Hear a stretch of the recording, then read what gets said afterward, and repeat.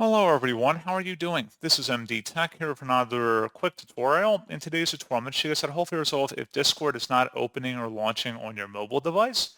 So this should hopefully be a pretty straightforward process here, guys. And without further ado, let's go ahead and jump right into it. So all you have to do is swipe up on your home screen and you want to select the settings gear button. Then you want to select the apps tile and then go down to where it says see all apps, select that, and then scroll down again and select Discord. And now that we're on this page, you want to select where it says storage and cache.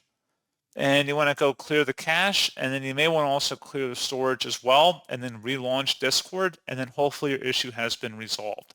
So as always, thank you guys for watching this brief tutorial. I do hope that I was able to help you out, and I do look forward to catching you all in the next tutorial. Goodbye.